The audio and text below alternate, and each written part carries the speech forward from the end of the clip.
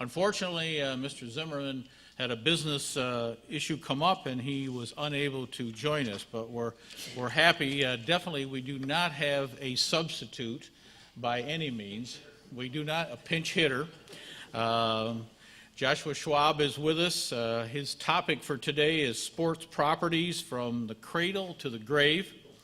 Mr. Schwab is an attorney practicing law in Minneapolis, Minnesota. He is admitted to the Minnesota and Wisconsin State Bar Associations as well as the Federal District Court of Minnesota. Currently is a partner in the law firm of Weber Law Group, practicing in the areas of sports, business, and real estate.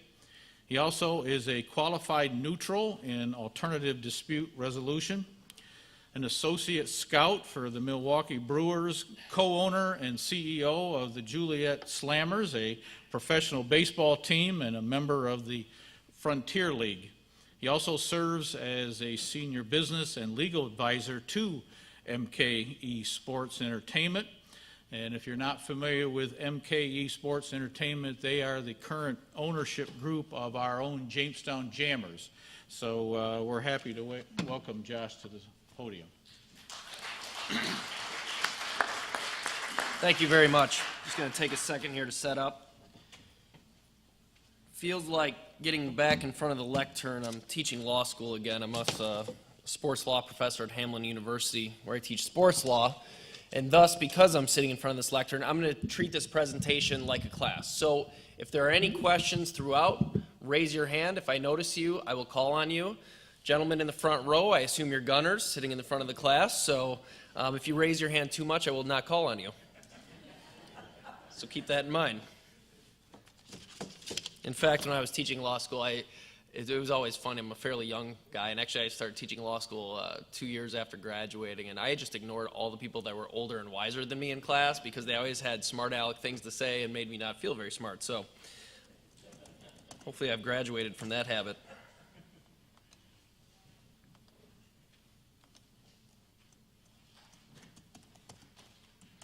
Speaking of record retention and security, there's 4 passwords to get into my computer now, I believe, so apologize for the delay. So as was mentioned, today we're going to be talking about sports properties, cradle to the grave, a legal perspective. So just by way of background, note that I'm going to be concentrating mainly on baseball today as a subject matter, using the Jamestown Jammers as a case study. I have experience throughout my own law firm doing a lot of due diligence for clients, looking to acquire sports properties, mostly on the minor league level, done valuations for major league teams as well. Please note that a vast majority of my clients who have come to me seeking minor league sports teams have walked away with a new perspective, and that's what I hope to share with you today about really what it is to represent a sports team and purchase a sports team. Being both an owner and general counsel for multiple teams, it is not what everyone anticipates it's going to be going in. Just by way of background as well, June 2012, I became an owner of my own minor league sports team. I envisioned it as being some piece of property where I show up, sit in the suites, drink a beer, go stand in front of the batting cage, get to watch the boys take BP, hit the winning home run, have a parade when we win the championship. I can assure you, my mind is now spent during games worrying about how long the concession lines are, what our bat inventory looks like, if there's any workers' comp claims when a pitcher goes out on injury, who got Tommy John. It is nothing near what I thought it was going to be. So I'm going to attempt to enlighten you today about the true nature of minor league sports and what it is. And there are glorious moments, no doubt. There are glorious moments, where one of your players sits at the side of the field and a kid comes up and asks for his autograph, and the player turns around and asks for that kid's autograph. Those are glorious moments. Watching mom's tears stream down her face, watching the kids' elation at the game, because we are in the business of building memories. We're in the dinner theater business. We are entertainment at its core. We are affordable family entertainment in a safe environment. That's truly what this is all about. So don't let me dissuade you today if you ever want to go out and seek owning a minor league sports team or being a part of a minor league sports team from a community standpoint. There are very special moments in time, but I just want to open your eyes to the reality of what it really is, which is a small business. So with that, we will continue on. Is there any way we can adjust the screen size at all? And I also should apologize at the outset. So I am pinch hitting for Mike. Got very late notice with this. If any of my columns are not aligned, it's because I was drafting this on the plane ride over here. So bear with me as we go through this. It was quite bumpy. I'll just begin it. And I hope this doesn't seem self-aggrandizing by any means by putting my bio up here, but I think you have to have some background of where I'm coming from. So I'll give you my little elevator story. 2008, I have this bright idea.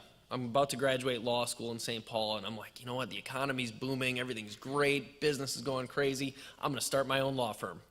I'm going to start my own law firm, and I'm going to turn this into a huge 100, 200-person law firm. And that was in May of 2008. September 2008, I get my bar results. Pass the Wisconsin bar, score high enough, I wave into Minnesota, everything's great, licensed in 2 states. I'm going to get clients across the border, things are going to be banging. And 3 weeks later, the Dow Jones Industrial gets sliced in half. Everyone gets whacked. All my friends, no jobs, no clients. Actually, I take that back. Very easy to get clients, very difficult to get paying clients at that time. So I get all these clients, and then I start receiving bankruptcy notices from them. And I'm doing business, real estate, transactional type work, even as a first-year attorney attempting to do that work.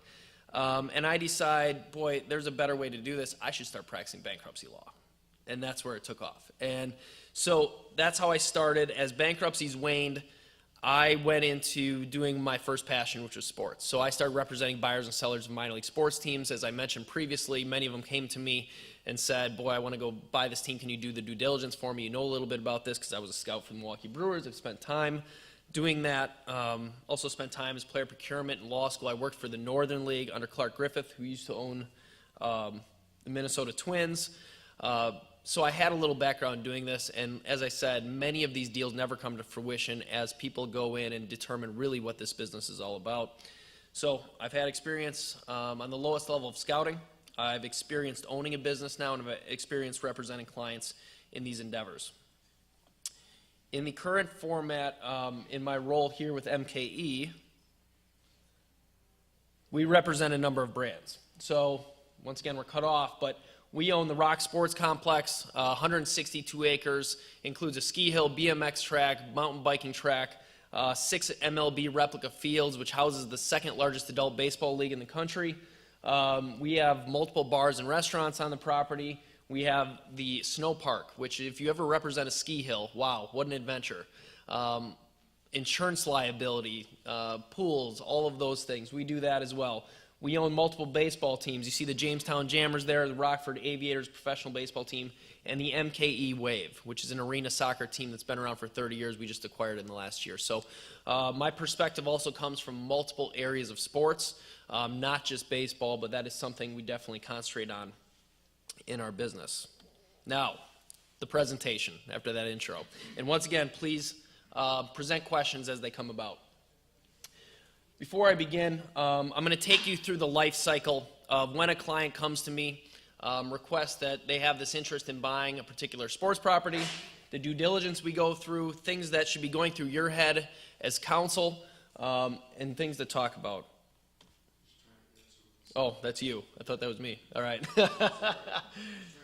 So I'm going to take you through a lot of these practices.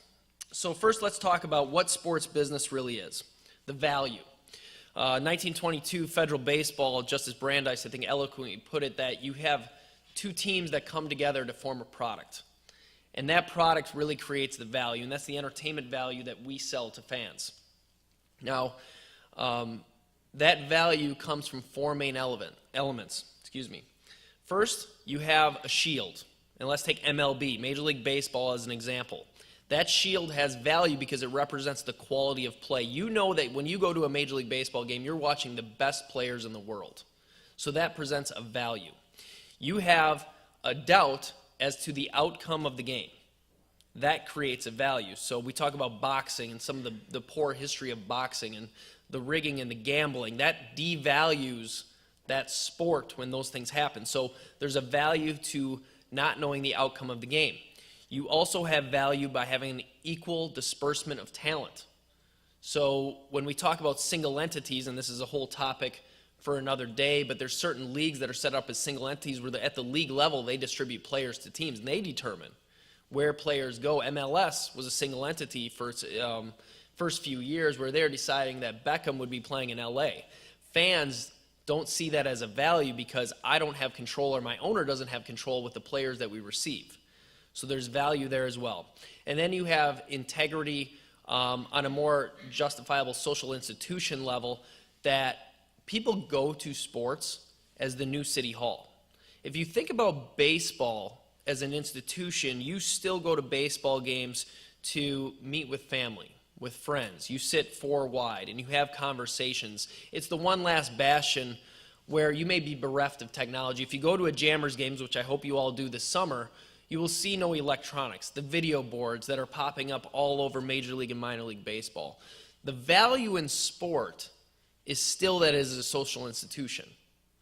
It's still a place to take your family that's affordable, where you can talk and commiserate, sit in the tailgating area, and talk about the value of the game and what it means, to be able to teach sportsmanship to kids.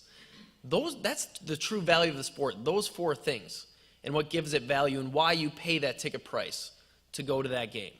That's the essential underlying value. So now to drill a little more granular, I'll tell you the story of how I came about owning the Joliet Slammers. Client comes to me June 2012. This is when bankruptcies are kind of waning and I'm getting more into the business sector. And this particular client says to me, I really want to go purchase this team in Joliet. And of course, I'm not quoting because that would be confidential, exactly what he told me. But so he comes to me and he says, I want to buy this team in Joliet. Are you familiar? I said, yes, I've actually scouted there. Phenomenal stadium, $40 million. I have instantly look at the population base of 160,000, 655,000 people in Will County. The stadium has unlimited capacity, 6,500, 14 suites, multiple food points of sale. I look at previous data in terms of attendance. And I say to myself, boy, this is a great opportunity. I should jump on board.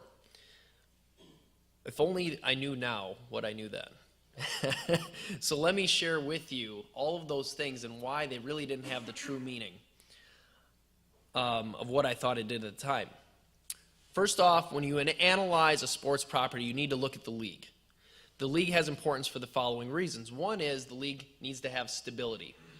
What kind of ownership requirements are there to get in this league? Because as 2008 showed, a lot of minor league sports owners treated minor league sports properties as a hobby. So the first thing that happened when their other businesses failed was they shut down that team. Teams were going dark in the middle of the season. No money was being invested in these properties. They alienated crowds, alienated corporate partners across the board. So you have to be very careful about the requirements that leagues put into their owners. I can speak only to the leagues that I'm aware of, minor league baseball. The minimum net worth of ownership groups now is $30 million. So as an ownership group coming to purchase a team in these leagues, you need to display to the league a net value of all of your owners of $30 million, which become very sticky because many people do not like displaying their financials to other potential owners in the league for whatever reasons they may have individually. And we'll get into a little bit about the interview process of when you want to buy a team. Leagues are now very serious about that. They're also very serious about letters of credit. So many leagues now require ownership groups to place a letter of credit in case anything goes bad within your business during the course of the year. The league actually has rights to step in and take over that team and draw upon that letter of credit. So be aware of that for your clients as you read through the bylaws and the application process. Furthermore, the league governance. What is the structure of this league? I talked about MLS at the start about being a single entity. What control do you have over your own business? Many leagues, I can point to the North Woods League, which is a league similar to what the Jammers are in. There's one person that owns that league. Everyone else is simply a licensee of that licensor. That person draws 5% of gross revenues across the board from all those teams, and then they pay dues on top of that.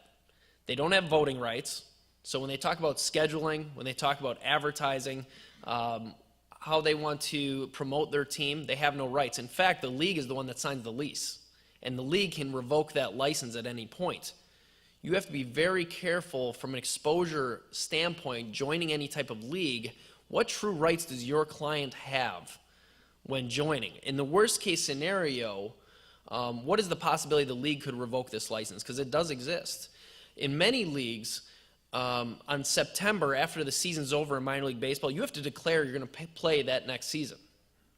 That happens at the outset. Now, if you had any type of lease situation that could foreclose on the ability to play next season, you're going to lose your license. The license has tremendous value. In fact, as we go through this presentation, you'll see that there is very little physical asset value in teams, especially minor league sports teams. You have balls, bats, uniforms, some promotional stuff, not much in terms of resale value. Concessions equipment, maybe, depending on your lease and how that's all structured.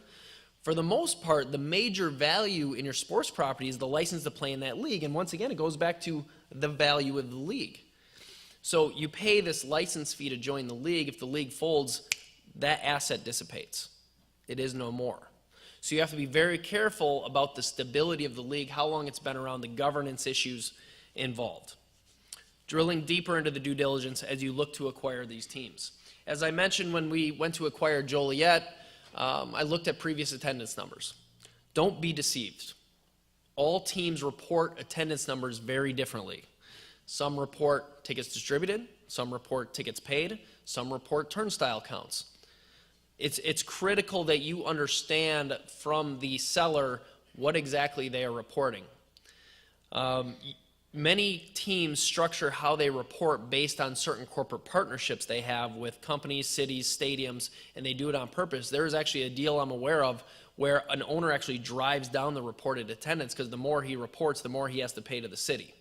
So, and it's all in the language, whether they're paid tickets, giveaway tickets. He builds in a ton of tickets to corporate partnerships, which are not technically paid tickets. They're comp tickets for the corporate partners, so he gets the food and beverage revenue, but does not count that as paid tickets. So all of those things and those questions need to be asked when evaluating tickets. The other form of due diligence when it comes to tickets is the ticket integrity in the community. Was the team papering the town with tickets? Were they giving away tickets, dropping them off the gas station, then reporting them as paid? That is critical to understanding the value of your business within the community. We have heard when we go into communities and purchase teams that, well, I'd love to have season tickets with you, but I get them from the gas station down the street. I know this guy that was given 1,100 tickets for his corporate partnership. I can just go to his office and pick them up. That is extremely risky for your client because the ticket integrity is lost in that community. And as a case study, the Milwaukee Wave, a team that MKE owns, had been around for 30 years, had hit hard times. The previous owner was truly undercapitalized when they came to the table to own the team. They weren't able to put the money into it that was needed for marketing purpose. So, as a knee-jerk reaction, start giving away tickets to get people in the door. Get people in the door, get more corporate dollars. That was the theory running through her head at the time.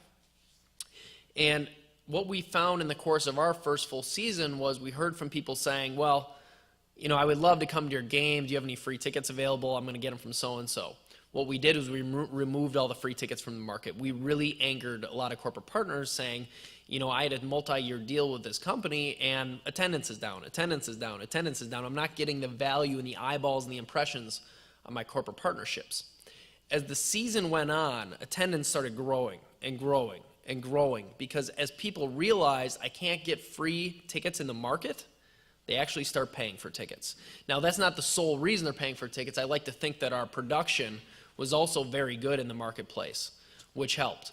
But, you know, in regards to this market, you will not see MKE littering the market with free tickets. We've made concerted efforts to limit those free tickets in hopes that it will drive paid attendance, all right? In the same breath, in regards to paid attendance, analyzing a per cap amount. So what you do when analyzing a P&L going to acquire this team, you have your ticket revenue divided by tickets distributed, tickets paid, however you want to analyze this in terms of a metric. What is the dollar paid per ticket? And the lower the dollar paid per ticket, the more you're going to be in trouble. You want to maintain that ticket or integrity that people are actually paying face value for those tickets. As close as you can get to that, that is ultimately crucial moving forward.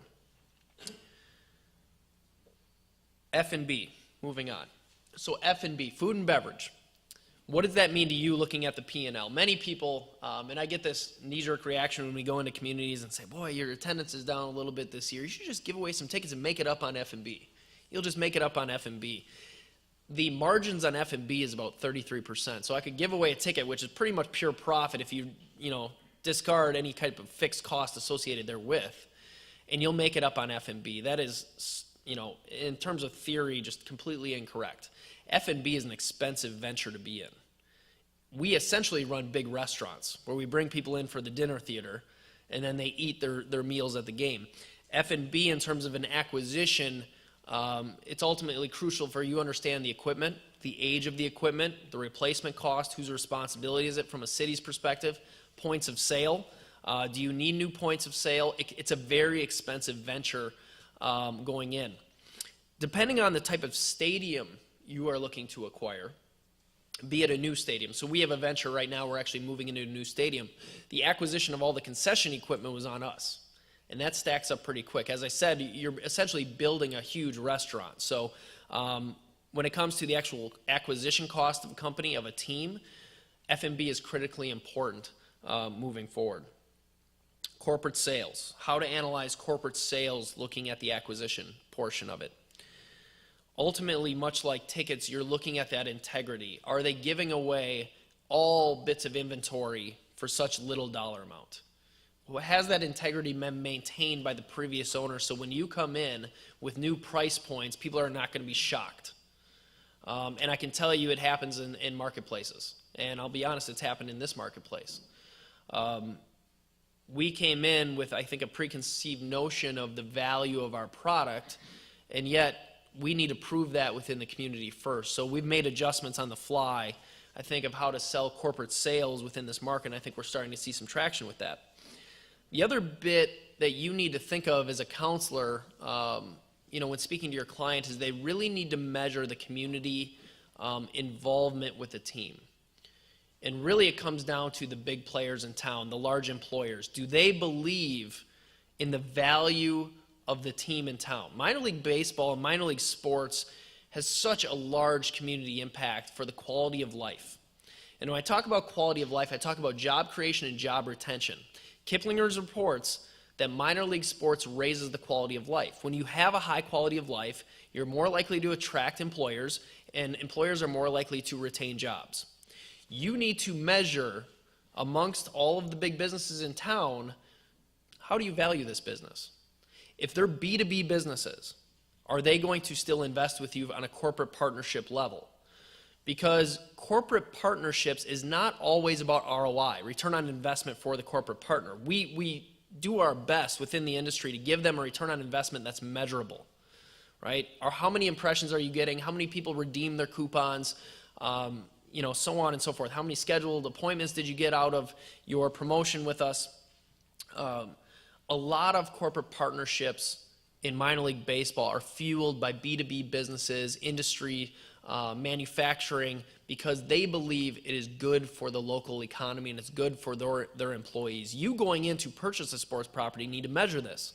And truthfully, the owner and yourselves should be going to these corporate partners prior to the acquisition, if the seller allows, measuring their involvement with the team and their interest with the team. That is critical. If you go into a community and the top 3 employers don't have interest in investing in your team, you're going to be in trouble. I will tell you that right now. You are going to be in trouble going forward. So it is critical to measure the investment from the large employers for your corporate sales. Measuring intellectual property. So intellectual property, do you retain the current brand, such as we did here with the Jammers? Just reinventing the logo a little bit, being able to acquire the Facebook likes and the SEO and the web presence, the presence in the community, the knowledge and awareness of the team is really critical when you go in to make these decisions. Many acquisitions post-2008 got rid of the brand that was there because many of them were not paying their bills around town. So you do not want to be associated with that brand. So you need to measure, were bills being paid? Were fans treated with integrity and respect? Were corporate partnerships fulfilled? That has a lot to do with whether you want to maintain that intellectual property. Was it relicensed? Who is it licensed to? Recapturing those licenses. All of those things play a part in that due diligence analysis. Merchandise, inventory being retained during the acquisition is ultimately critical. That's true dollars that will come back into your pocket and should be measured. the community buy-in I talked about, and then exit strategy. Obviously, in every acquisition, when you look at a target, you say, what is our exit strategy prior to even going in? With minor league sports, once again, it's critical going back to the league level of, are these other owners going to allow me to sell to a multitude of buyers? Or are they going to limit the scope of potential buyers to such a narrow margin, I'm not going to have a chance to get out? Along with that, will they let me relocate the team if necessary? If the community interest dissolves, will they let me relocate the team? And then what are the requirements for stadiums? Because to move any team, you have to have a stadium waiting for you for the most part. So keep that in mind. Exit strategies are ultimately critical. And going back to an example I gave earlier, there's certain leagues that do not let you relocate your license. Your license is stuck to your community. So you are all in. And when it is stuck to a community, you limit your potential buyers to buyers truly in that community for the most part. I think Jamestown was very lucky that Mike Zimmerman, MKE's owner, has an investment theory that spans the United States.